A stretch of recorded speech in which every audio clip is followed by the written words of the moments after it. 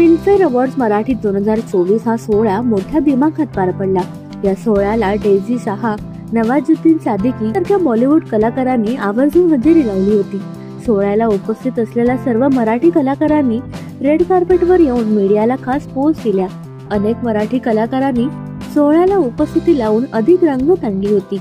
1964 सालापासून फिल्मफेअर पुरस्कार मराठी या सोहळ्याची सुरुवात करण्यात आली, पण मध्यंतरी या अशा सोहळ्यांकडे मराठी कलाकारांनीच पाठ फिरवल्याने ते बंद करण्यात आले।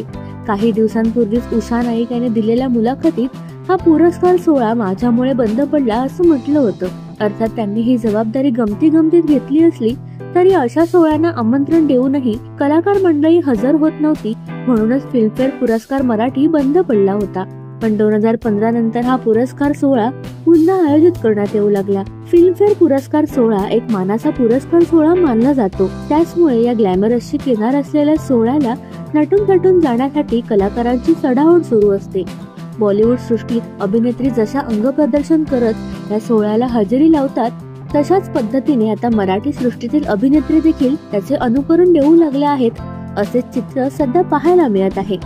नुकतंच पार पडलेल्या या सोहळ्यात रिंकू राजगुरू, प्रियदर्शनी इंदलकर, सायली संजू, हेमल इंगळे यांचा ड्रेस सेन्स पाहून अनेकांनी त्यांना ट्रोल केलं आहे। रिंकू राजगुरू तिच्या आउटफिटमुळे स्वतःच कम्फर्टेबल नसल्याचं निदर्शनास आलं।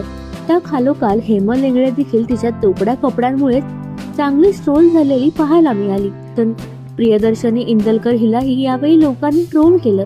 अंग प्रदर्शन करून काम मिळवण्याची ही धडपड आहे, पण असे न करता साधं राहूनही तुम्ही तुमच्या टॅलेंटवर काम मिळवू शकता, असे नेटकऱ्यांनी त्यांना सुचवलं आहे। या सर्व कलाकारांमध्ये मात्र तेजस्वी प्रकाश हिने साडी नेसून आल्याने नेटकऱ्यांनी तिचे खास कौतुक केलं आहे। तर तुम्हाला याविषयी काय वाटतं आम्हाला कमेंट मध्ये सांगा, आणि तुम्हाला आमचा व्हिडिओ आवडला असल्यास लाईक, शेअर आणि सबस्क्राईब करायला विसरू नका।